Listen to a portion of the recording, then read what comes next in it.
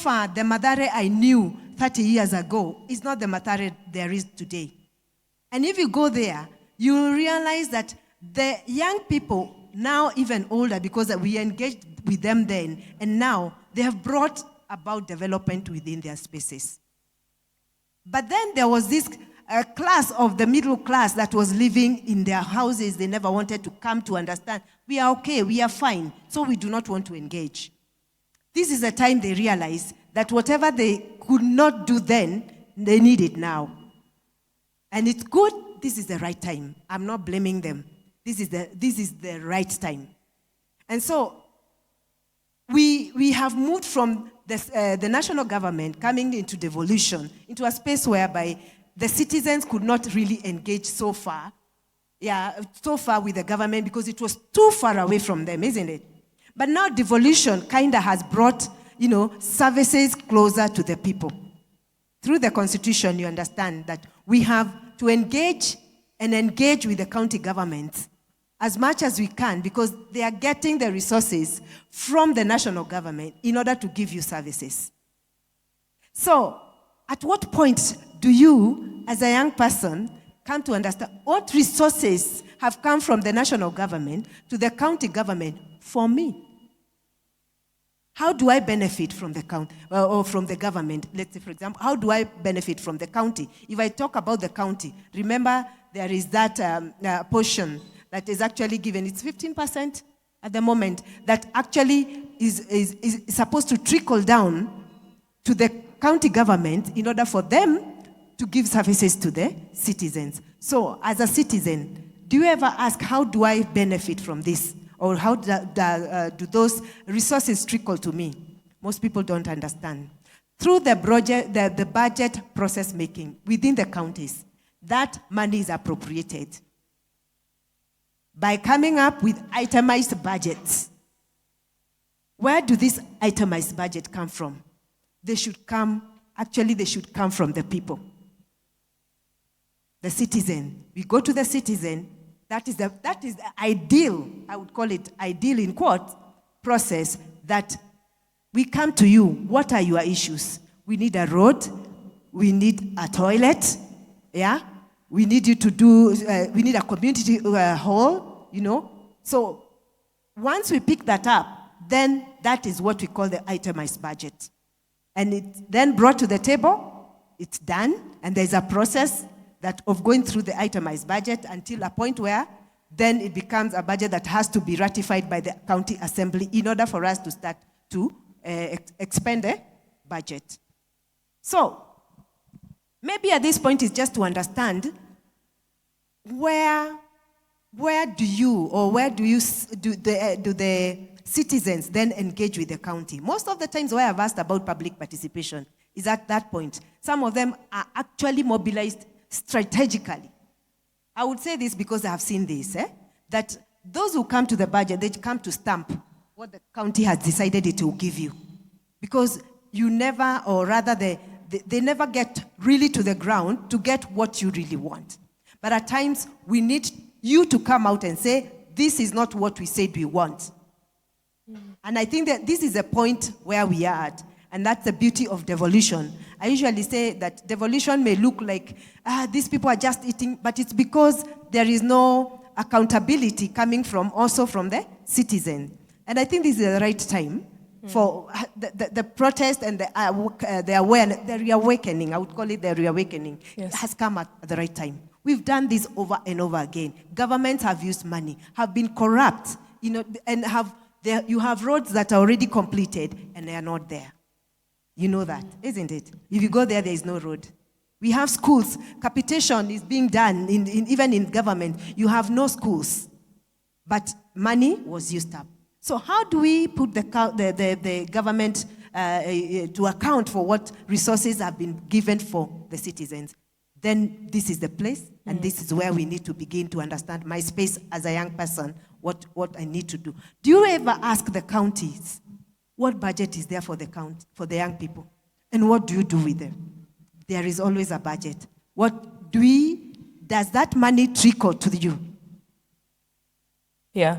That is a question we should be asking ourselves. And when you ask, I'll be able to answer you at the next, in the next session, or rather, if I'm given a chance to understand how you can advocate for your space, because you need to have that space to be able to see what the county is doing with your monies. Yeah. Thank you, Susan. So I'm sure most of the people in the room might not have had the chance or even the interest initially to find out what's happening at the county level. There's a lot of conversation about what's happening at the national level. So thank you for sharing that. Because now we know some of the places we can go to start understanding and who we need to hold accountable and for what. So the Meskia County Integrated Plan, we've been told about the Hansard for the National Assembly to see what bills are coming out. I hope you're noting these things down. And so now I want to go to Sam for the last question, and then we'll have a few of you ask any questions that you have. And for some, I want us to go to the global level. We've talked about community, national level. You work a lot within that UN system in terms of SDGs. Our panel is about sustainable development. So tunasikianga SDGs. Some people might not know what that's about. So I want you to tell us the relevance of this in the conversations we're having, the role young people can play, and what are some of the opportunities that are there for young people to engage in this discourse, not only at the global level, but also within the nation. All right. Wow. I feel like I should be sitting over there. I'm learning so much from everyone else. So I think for me, maybe I'll just start very simply. I'll talk about the SDGs is now the Sustainable Development Goals. These are 17 ambitions that were set by the UN in 2015. So all the countries in the world came together and said, you know what, we need to think about how do we develop the world, and make it more fairer, in the next 15 years. And I think just briefly, some of the key principles that when it comes to the SDGs are leave no man behind, which means that everybody must be together, right? It's more about justice, about equity, about ensuring that everybody has opportunities and equal access to actually grow. I think, when you look at this whole system and the world by itself, we have the international level, the regional level, the local level, national level, right? Now you even have the county level, the community level, then you have yourself as an individual. And I'll just briefly go through the whole chain. And I think at the international level, we have these policies, right? We have the SDGs, and there's 17 of them, and they span from social to economic to environmental goals, right? And they're great and they're wonderful, right? But they're just a foundation to what we should want to achieve. The good thing about the SDGs, they do have a framework, they have targets, they have indicators of what should be done. But now that needs to be broken down and actually contextualized and localized to see how do these goals look like in the African context, in the Kenyan context. So I think for me, international space is a foundation place where you learn about what is happening, what are some of the best practices other countries are doing that are a bit more advanced, and you now trickle them down to the regional level. At the regional level, we now have the African Union, right, which is like our mother body that coordinates how Africa responds to these issues. So the African Union also has a blueprint. They have Agenda 2063, which is a 50-year plan, right, of what the African Union and the African member states want to do for Africa. Right now, we are like 10 or so years into this 50-year plan. So the plan has 7 aspirations. You should go check it out. But, another aspiration is aspiration 6 that talks about, young people and youth being active participants in the development of Africa, right? So now this Agenda 2063 also, again, further breaks down and contextualizes this SDGs to now the African context, because we do understand as Africans, we do have our own problems. Coming on the Kenyan level, the similar thing. We also have our national policies and frameworks, which I think have been talked about. But the key thing I want to focus on right now is more like, what does this now mean to you as a young person, right? And I think what I love about this conversation now is being turned on its head, right? Because I think for so long we talk about them and the government should do and they should do. Who is they, right? Are you not part of the they, right? Are you as an individual not part of the system that actually ideally should begin the system? You're at the bottom holding the system as an individual. And I think for me as a young person, as I sit here and as I reflect about what's been happening in the country and everything, what resonates with me deeply is the aspect of personal responsibility. And I think I was talking to Sandra about this, As a person, we talk about the system must change. We need better governance. We need better accountability. But the question is, for yourself, are you accountable? Are you a responsible person? What role are you playing as a person to help the system, right? We talk about corruption, it's at the government. But corruption is everywhere. It's in high schools, it's in primary schools, it's everywhere, right? So the question is, what's your personal responsibility as a young person in the system? Because I believe if you as a person is accountable, right, you make a community accountable. The community now makes the county accountable, and the change just goes up the system, right? So I think there's a lot of also work that has to be done by ourselves. As much as we're demanding our leaders to be accountable as well, we also need to be accountable as young people. We need to have that moral ground to actually stand and say, this is not right. So I think for us young people, we need to equip ourselves, as I mentioned, with knowledge, with the skills to actually understand the system and see, you as a young person, what role do you play? And I think for me, there are a lot of opportunities here, and I'll just share, I'm biased, I'll share about my opportunity. So we're running now a campaign called Kenya ni Mimi, right? Which means Kenya is me, right? We say Kenya ni Mimi, Kenya ni wewe, Kenya ni sisi sote, because we believe the fact that for us to actually have development, it's about personalizing and localizing the conversation, right? To say that this Kenya will be built, yes, by me and you, right? It's about me as an individual taking action, and I believe all our small actions, right, can be able to grow to a bigger action and a bigger movement. So the question becomes now, how do we come together, leverage on collective action? How do we collaborate? There's a lot of amazing movements here. There's Civic Rise, there's the Teen Book, there's Joe, there's everybody here. We have your own entity. How do we collaborate together? And I think that's our opportunity today. Today, don't leave here without a friend or a network, because I believe just this room alone, there's so much potential, so many ideas and insights for us to leverage to actually be able to sustain this momentum right now. Yeah, thank you. Thank you so much, Sam. I hope you're beginning to weave these connections and the things they're talking about, because governments will agree to some of these things like the Agenda 2063, and they'll say this is what we as a nation are choosing to sign on, and this is our commitment to our country. So these things trickle from that global level, what they decide they're going to commit and work on for their nation. It comes to the national level, it trickles to the county integrated plans. So don't just look at things from one level in the system. Make sure you have the full view of everything that's happening. And so now we want to transition into a quick Q&A, around 10 minutes. So if you have a question, you can raise your hand. Before we start asking questions, guys, has this panel been beneficial? Surely, let's appreciate them. I don't know about you, but I'm listening to their conversation and I'm thinking, this should be an X-space conversation, right? Yeah, so guys, Saturday, 6 p.m., yeah? So we'll take room for questions. If you have any questions, we'll take about 3 and then they're answered, 3 and then they're answered. So 1, 2, 3 first, okay. Okay, my name is Frederick, and thanks for the good presentation. I have a question for Sandra. The function of MPs is to represent the views of their constituents. What are the legal framework that ensure that members of parliament represent the views after public participation? Sorry, please ask again. What are the legal framework that ensures that members of parliament represent the views when they are in the parliament? Are there any legal framework that ensures that? I'm Jeremiah Gauria from Kisumu. I want to direct my question in terms of devolution. I'm sorry, Kisumu County government is not represented, but I hope maybe the panel will answer this. So I have been in public participation, and I've been worried why the county government, I don't know how it's happening in Nairobi County government, but I don't know. The county governments are operating without policies. They are allocating budgets to develop policies in order to perform whatever they are indicating in the integrated plans. So, for example, they are actually doing public participation of policies to recruit those who want to maybe participate in developing the policies for maybe having staffs, things like that.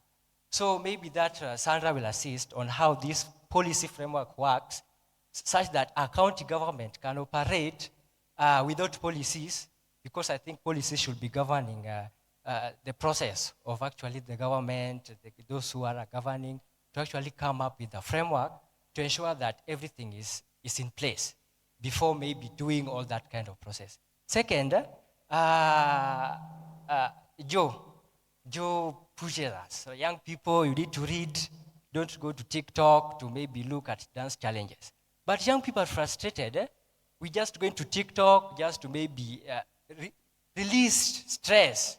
We don't have jobs, we don't have anything, so we just want a shoulder to lean on. So maybe the panel will advise us on what strategies can you maybe advise the youth who actually, the brain are exhausted with the stress, you can't maybe read everything. Because as far as we are concerned, those who are in power should be accountable, do what's right for the youth.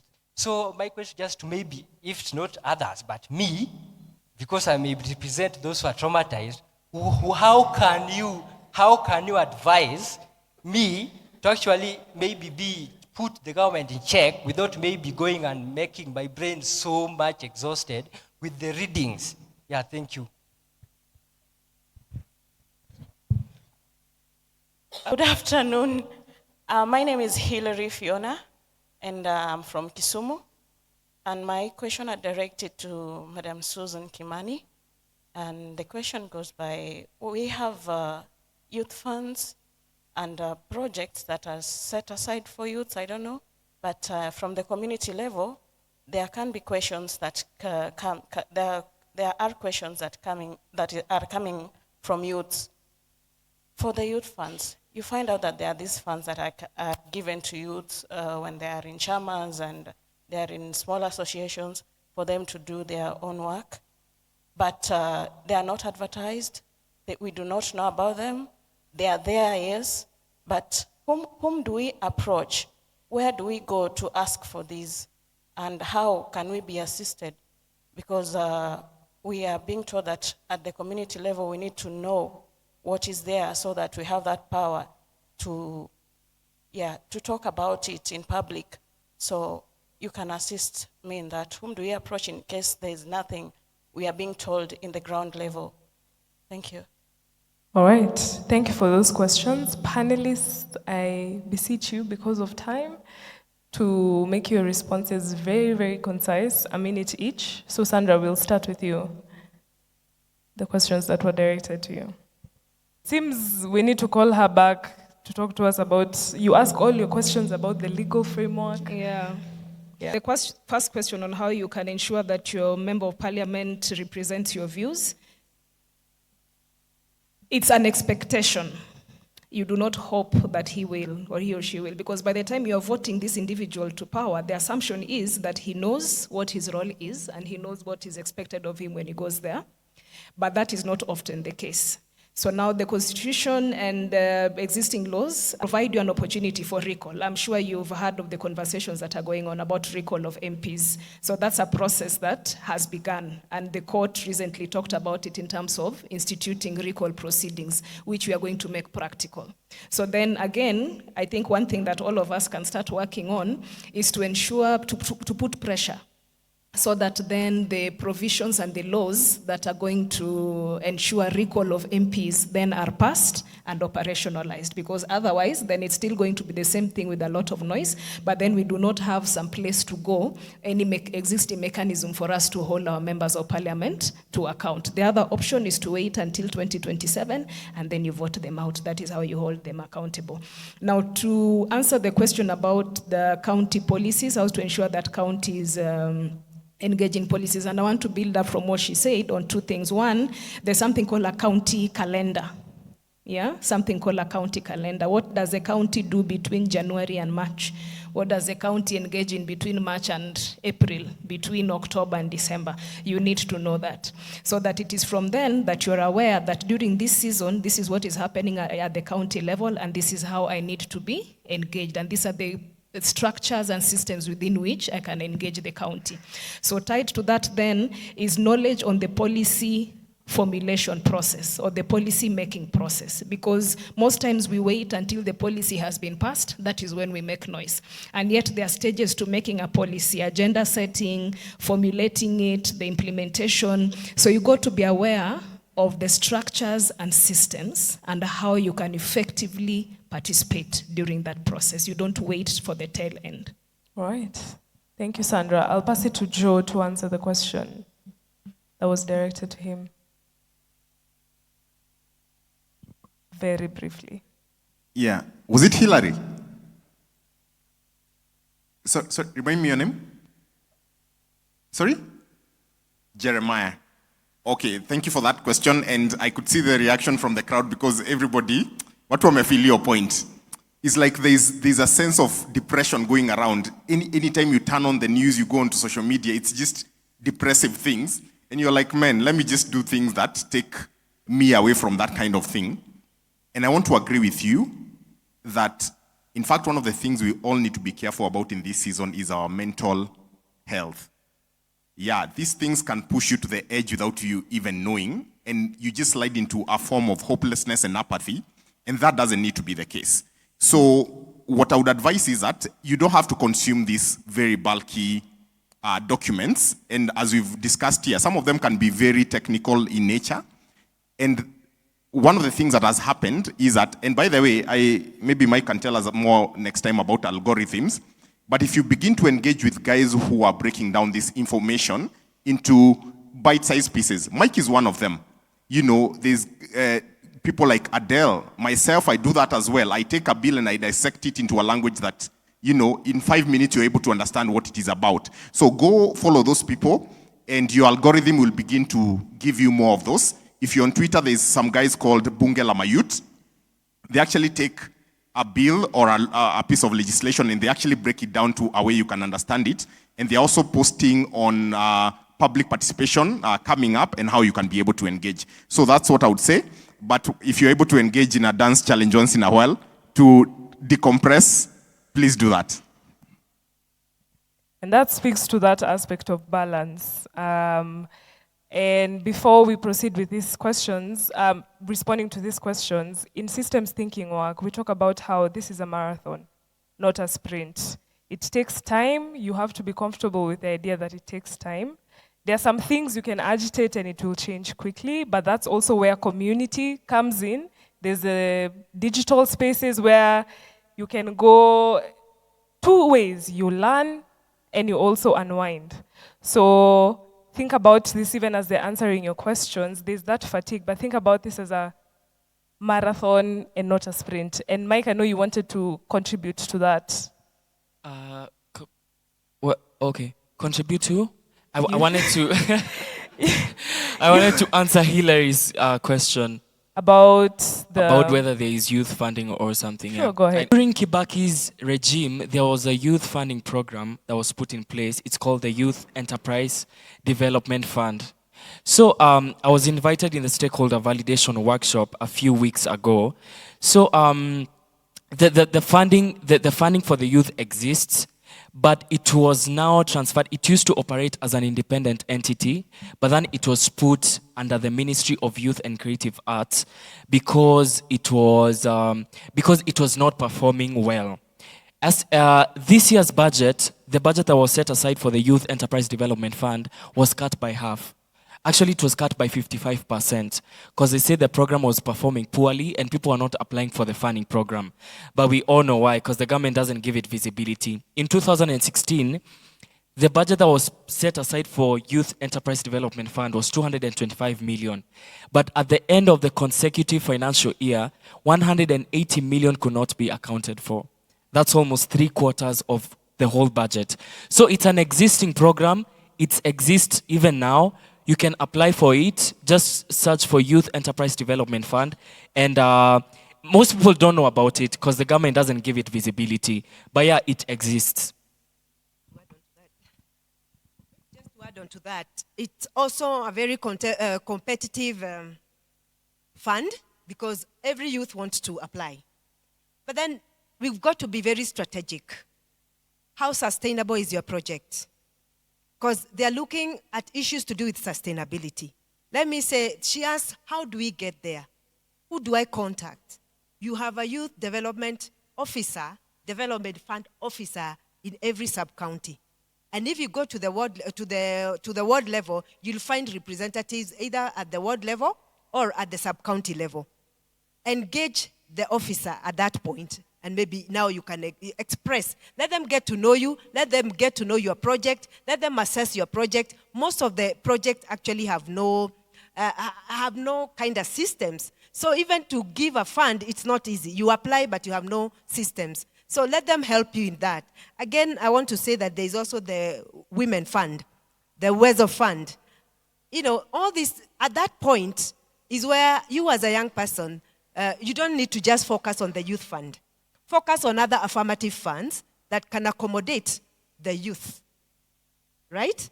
Focus on others. Don't just depend on one, because that one is also, every other youth wants that fund. So can you also diversify and go? If you're a woman, you also have another avenue that you can get funding, right? The other thing is also the issue of paying back. The youth have also been given a very bad report in terms of their reputation, in terms of paying back the fund. You know, they're no longer grants. At first it was a grant. At first it was a grant. Then it ceased being a grant. They went to another where there was an interest of 8%. And by the way, many young people ran away. They did not pay. So as much as it was not accounted for, of course we know there was a scandal, and you know what happened with that scandal. It was, people were costed for that. But at the same time, money got lost. Because you get it, then you disintegrate as a group. You are paying as a group, then tomorrow, you borrowed as a group, then tomorrow, you are not a group. Because the leader ran away. Yeah? Or the leader decided to collude with the treasurer and they went the other side. So a lot happened at that particular time. So I think this time they are very keen in terms of, you know, vetting the groups. So you need to be very strategic, isn't it? And you need to actually think about sustainability. After the fund, then what? All right. Yeah. Thank you. We have time for 2 final questions. He's been lifting his hand. I'll give you a hand and I'll offer room for that lady at the back, okay? Thank you. Okay. So my question goes to Joe Gashira. You've talked about a topic that I love so much, public participation. Yes, you're talking about public participation, but is there a space for small traders like people like me? Because you've just talked about actuarial science, you've talked about paralegals, you've talked about social medias, but you know there are people like, I don't want to say like me, Mukulima Mdogo, but you know public participation is supposed to be for everyone. How can I get to be able to be in that space where I can able to air out my views? And will that space also be suitable for where if my view is put out there, will it be able to be applied somewhere else? Second thing I wanted to ask is about, you said about the county integrated plan. I'd really like to know what more does it entail? Just, you have said, yes, county integrated plan and everything, but you know, at times you need to put the information out there for the youth to be able to comprehend what are you really talking about. Because you know the county integrated plan includes a lot, but I want to know how else can I also benefit from there. Good afternoon, everyone. I'd first like to appreciate the panel and every participant present. I am Stephanie Njeri from WAZI Community-Based Organization. It's a youth-led and youth-focused organization that champions the domestication of the Sustainable Development Goals in health, education, and advocacy. So my question is rather, how can we translate the conversations that we are having here into action? You know, many of the times we're just talking, tunasema tutafanya, like our president pale, tutafanya, you know, and we keep on talking, kwa X spaces, we are just talking. But how can we translate this conversation to action? Because that's the most important thing. Secondly, how can we also tap into capacity building opportunities and resource mobilization, especially as a youth-led and youth-focused organization? You know, leave alone even the resource mobilization side, but in terms of capacity building. Right now we're engaging with Bunge la Mayut, we're engaging with other organizations such as Wahenga, and we are running these programs with people aged 16 to 30. But at the same time, you'd find because we lack experience in some of these areas that we're talking about, we cannot effectively run this program. So what are the capacity building opportunities we can tap into? as a youth organization and individuals per se. Thank you. All right, thank you, Stephanie. Joe, I think you can go ahead and start. And I think some of the questions she's asked are also relevant to you, and then we'll go to Sam. Right. So to answer your question, what we are speaking to is that when you're organized, you have more impetus and more visibility, right? But that doesn't mean if you're an individual, you won't be heard. In fact, if you read the report on the finance bill of 2024, which was tabled back to Parliament, they listed all the organizations and individuals who actually sent in their public participation views. I think it was around 187. And you'd be surprised half of them were individuals. It is you as a person actually writing a memorandum and sending it. Yesterday, if you are watching the vetting of the cabinet secretaries, they actually acknowledged all memorandums that were sent. They said these memorandums came from these people. Did you respond to that? And actually, for the ones who, of course, and in my videos I've been telling guys, when you're doing public participation and sending in your comments, avoid emotive things. Don't write, I don't like this guy. This guy is a friend to Ruto, so I don't think he can. No. In fact, even the Speaker of the National Assembly yesterday dismissed it and said that doesn't amount to anything. But those who had substantive comments which have legal backing and there's evidence to that, then they are all considered. So even in your small, you don't have to be part of a big professional body, but you can even come as an organized group within your estate or an organized group of small chicken farmers, whatever it is that you're doing. But if you lack that, you can still do that as an individual. So I think it's important to mention that. Just touching on your question back there, how can we tap into capacity building? Unfortunately, that's a question I face a lot of times. There's a lot of people who want to do a lot of capacity building, especially towards young people, but there's always this issue around resourcing. And so there's no magic bullet and there's no single answer to address that question. But what I would say is, number one, be consistent. The more consistent you are, like now, I'm happy you've mentioned Bunge la Mayut. They're actually attracting funding just because of the nature of their visibility and their consistency. So once you keep doing and making your voice heard, the right people are going to be able to locate you and they are going to approach you to just partner with you and be able to kind of propagate what you're doing. The next thing is to be on the lookout. I think there's different people who fund different things, and more often than not, of course, like the Ford Foundation has been accused recently of funding civil societies. But you have to be on the lookout of such organizations. Which organizations are actually funding the kind of work I'm doing? Ford Foundation is one of them. There are many others, and you can see me after this to just give you an idea. Do proposals to them.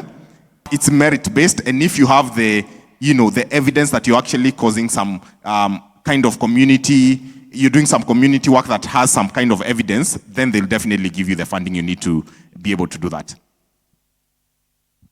Sam, you can also touch into that aspect of how do we turn all these conversations into action? Okay, so, very quickly, let me answer your question. First of all, I think conversations are action as well, and I'll explain why. My theory of change is to learn, then engage, and you act, right? So I think a starting point is here. Even us being today, that's a good starting point as well, that we're talking about it, because you cannot act on something that you don't know about. See, it's true, right? So I believe by us conversing about it is a starting point of action, because when you're informed, I think right now your brain is churning, thinking, hey, what do I do after this? And I think now the question comes now, so what happens next? And I think there's no one answer to this, but I think how we transform these conversations to action is now sitting down and see, okay, fine, how do we prioritize on what should be done next? Right now we've mentioned so many issues here, right? And of course, as she said, it's a marathon. It's a system we're tackling, right? So you can't say tomorrow, hey, tomorrow I'll go do X, no. So I think it's a matter of saying, okay, fine, from here, what is one thing as an individual you can pick up and say, this I will do? And I think it doesn't have to, I know you guys are looking for money for projects, but let me tell you, there's so much I've been able to do with very little money, even zero sometimes, because there's a lot of actions that can be taken without actually needing money, right? So the question comes now, as an individual, what one thing can you pick from what you've said or what you're hearing today and see how do you turn that into something tangible, right? And it can be simple as saying, you know what, I'll go make an infographic in my mother tongue, right? That's an action, right? That one means just going online, looking for a poster and doing it. It could be so simple as that. So I think it's you as an individual saying, you know what, I see an opportunity there and I want to take it, and how to now transform that action into something bigger is, I think, I'll say it again, leverage partnerships, leverage people who are already there, and leverage people who are expertise. You know, even when you talk about capacity building, right? It's leveraging someone like Joe who has his own institute and can be able to offer training. You know, maybe you'll do it at a cheaper rate or for free, who knows, right? But leverage partnerships. And partnerships can only work if you are prepared to be there and you have value to offer as well. So as he said, really work on yourself as a young person, right? And see, okay, fine, you want to get to X, you want to be at Y, right?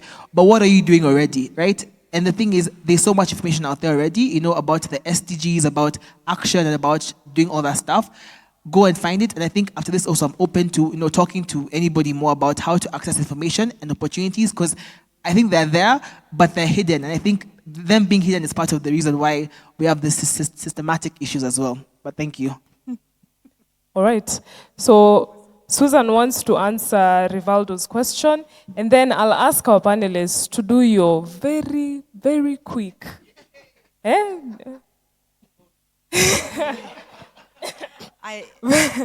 Very quick parting shot. So after Susan goes, we'll start with Sandra. That looking ahead, what is your vision for the young people of Kenya, as citizens of Kenya, and how can we continue to ensure that we remain central in driving these conversations and turning these conversations into action together? Yeah. So Susan, you can respond to Rivaldo, and then we'll proceed. All right. Thank you, Perpetua. I think one question that we never talked about is the issue of policy, the county policy issues, and understanding that the policies, the devolution, after devolution, of course, now the counties have to came in as government on their own rights, and they had to come up with their own policies. So there are many gaps. You'll find that there are programs that are running. I think Hillary questioned that. The fact that there are gaps, they are running programs and there are no policies. But the policies are being put in place. And so if you want to know how many policies or what policies are being put in place, you can visit the Policy and Research Office within the county government. Again, he asked this guy, the guy just in front here. Evalo. Rivaldo. Omondi, I get that. So it's easier. So the CIDP, how do I engage with the CIDP? The CIDP is a 5-term document. It's a strategic plan for the incoming government. Comes with a manifesto and has to, in a way that it has to be able to articulate and be able to dispense their manifesto to the community or to the citizens. So within that dispensation of 5 years, they come up with a strategic plan. That strategic plan has already, for all the counties, has already been done, and they're already in their third year. So the question is, how do you interact? Every year, they come up with an ADP. ADP is an annual development plan, which is linked to the CIDP. Whatever we propose at the CIDP is later broken down yearly. So it's good for you to find out what is our ADP this year. What is the youth department doing, or maybe if it is the inclusivity department doing on this year concerning the CIDP. Just question and get to see how the budgets are also formulated within the year. So that's how you engage. Thank you. All right. Thank you, Susan. Sandra. My vision, if I could start with the first question, my vision for the youth in Kenya, my vision is a wholesome and civically engaged generation. Wholesome being that you are healthy, mentally, physically, emotionally, financially, and civically engaged is that you are actively and effectively participating in nation building. That's my vision for the youth. And one of the ways that they can turn, you said information into action? Conversations into action. Yes, conversations into action. We cannot dispense away with the place of knowledge and information in this quest. And then lastly, the constitution, part of now turning it into action, the Constitution. As was mentioned, this is the Teen's Guide to the Constitution. We came with a few copies, please get it. It's a simplified version of the Constitution of Kenya for young people. And as has also been said, we are open to working together and to partnerships to ensure that we are meeting that vision that we have for young people. All right. Thank you, Sandra. I'm so glad someone asked how do we get the conversation from such a conversation from here to other places. And I'd say the conversation is already on the ground. The conversation is ongoing on the ground, and the question is, how do we sustain the momentum? I'll just tell us to do what you can in your own capacity. We already have collaborative efforts and collaborative networking that's ongoing in the current movement. We have doctors coming together and saying, if you want to go for the protest, we will be behind you to treat you when you get injured. We also have the lawyers standing in solidarity with Kenyans saying, if you're arrested while protesting, if you're arrested while doing anything that wasn't illegal, they will be standing behind you. We also have the tech community coming together and coming up with ways to disseminate information. So I tell you, in whatever capacity that you're in whatever community that you're in, do what you can. And and the momentum will be sustained now and in the foreseeable future. That's my hope for the future. Yeah. I think my final comment will be, it's good that this is happening, and just to find people who are interested in understanding how communities grow.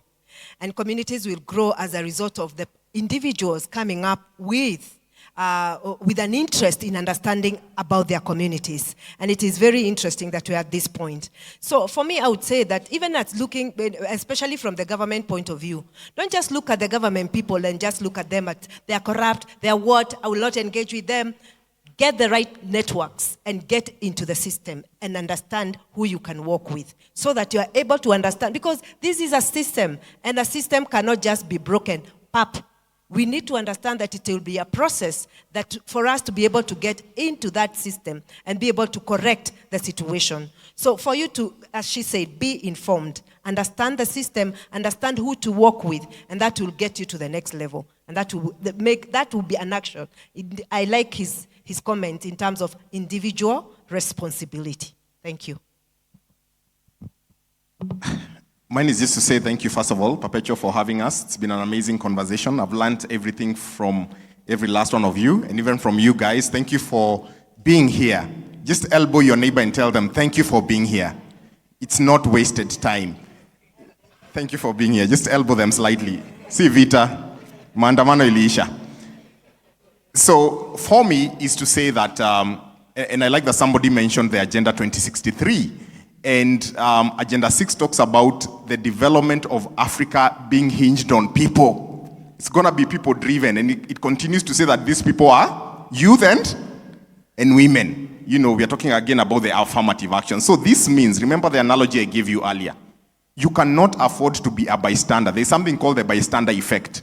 Unaangalia tu unasema, oh, hivyo ndio wameamua, ni sawa. Guys, it's your future at stake. Imagine, for those of you who are married, I can see most of you are young. Imagine you're married and there's somebody else who comes to make decisions for your marriage on your behalf. Anasema, leo wewe unalala ile bedroom, wewe unalala. Leo mnakula githeri. We cannot delegate some responsibilities to other people. And so what I'm saying in short and in way of closing is that we must be at the center of making decisions that affect us. And we must start where we are and with what we have. I like what Sam you said. You don't have to have a big budget from Ford Foundation.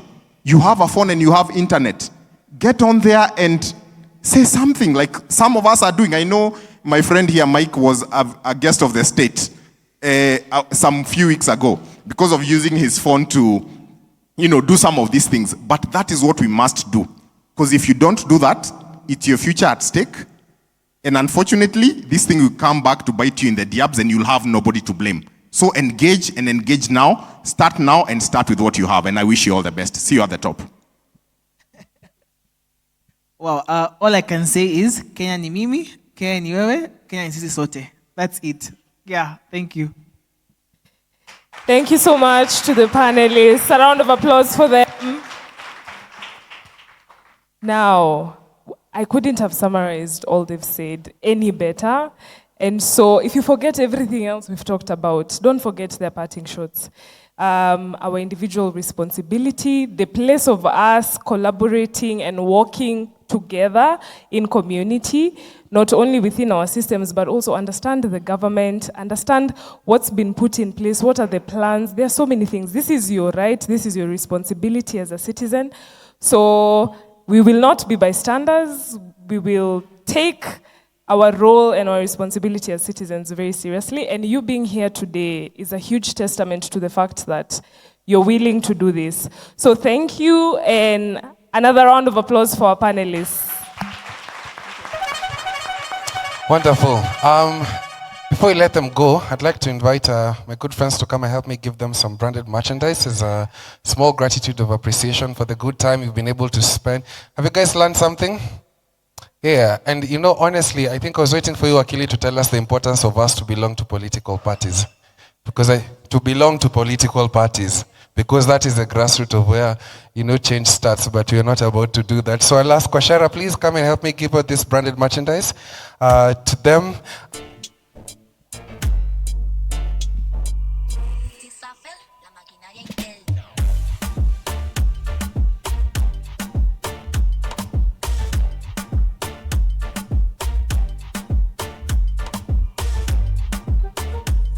Hope our main photographers are on standby. Dr. Levy, can I invite you to join this photo, please?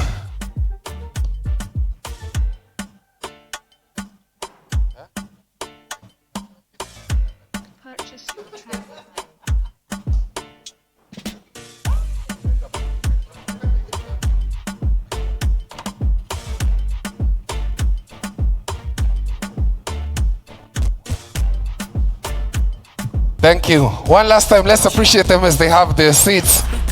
Asanteni sana for that. So, actually, before we proceed, yeah, you can go ahead and sit.